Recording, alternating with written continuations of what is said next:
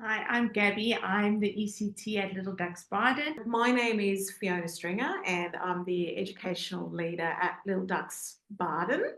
My role in this exploration with kindergarten was to support Gabby and the children by providing, resources, space, and just supporting them through the whole project. Our research question that our project explored was what's inside the pumpkin. This was an interest that was sparked through our exploration of Halloween. I think the main thing around this project, how we based it on a pumpkin, was some of the children were decorating their houses for Halloween, and a lot of them were getting the pumpkins from our local woolies and carving the pumpkins. And they wanted to come and bring the pumpkins to show. They showed photos. So that started sparking a big excitement in the class because it was within the next 2 weeks, it was Halloween was coming. And we just thought, what way do we incorporate this into our service in a respectful way for other families?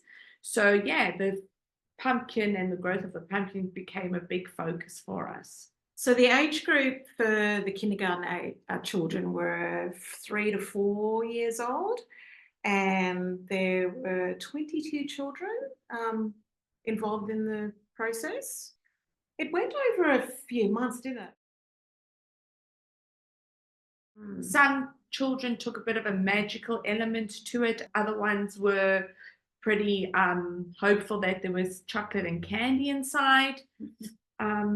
Yeah, some actually said it was their mom's favorite food. Mm. So there was quite a few different perspectives as to what's inside. And a lot of a sensory attachment to it.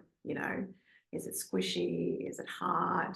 And some children didn't want to open it because the pumpkin in the class actually became a classmate. They named the pumpkin.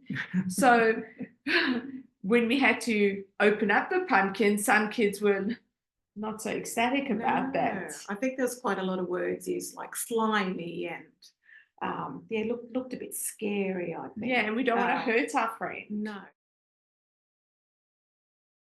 Initially, the pumpkin arrived, and we were talking about, obviously asking the questions of what's inside the pumpkin.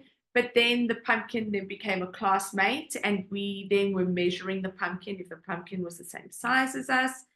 And slowly, all the questions and all the ideas started flowing as the pumpkin stayed in the class longer. And everyone actually became quite attached to the pumpkin because you were allowed to move it around and it could become part of your play. So with this pumpkin, we did a lot of measurement was our initial one. The children then could design what type of drawings they would like on the pumpkin. What was our friend Jeannie going to look like? Well, then later on, when we did open the pumpkin, we looked at the life cycle of the pumpkin. We looked at the sensory side of what does the pumpkin look like, feel like, smell like, and then eventually taste like was when we did our soup. Cooking experience.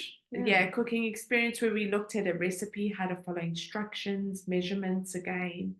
So yeah, I think we looked at, we tried the holistic view of how many ways can we explore this that is going to be meaningful to the kids. And it was such a hands-on experience as well. So, pumpkins were displayed in a manner that children were able to touch and see and feel and observe like the changes in the pumpkin as well. So that was quite a great experience for them. And also we looked at if you left the pumpkin out, as opposed to putting it in the fridge, how does it impact the different temperature of that? Some families actually brought in some vegetables to add to our pumpkin soup. So it was quite a big project in terms of that, as the kids were really invested in, creating this pumpkin soup. And yeah, and then a lot of them, different families incorporated different vegetables in their pumpkin soup. So it became quite a shared experience of recipes and bringing in different elements that I wouldn't have personally added in, but it was great to taste. And and the fact that sometimes children don't eat very much, and pumpkin soup was probably quite popular. Yeah, and Yeah, they like everyone the tasted it. yeah.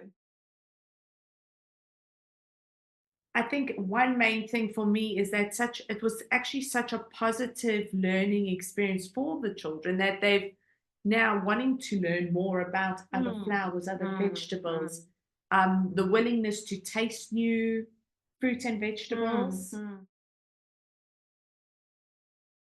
I think we're still learning. It's just trying to collaborate all of that together and creating a positive learning mm, experience. mm. And encouraging and supporting children through this scientific, inquiry, working together, collaborating, and giving that hands-on engagement. And I think also one thing we've also learned is that there's so many ways to explore a concept of just a pumpkin. Mm, I think it's given a lot of people and educators new ideas.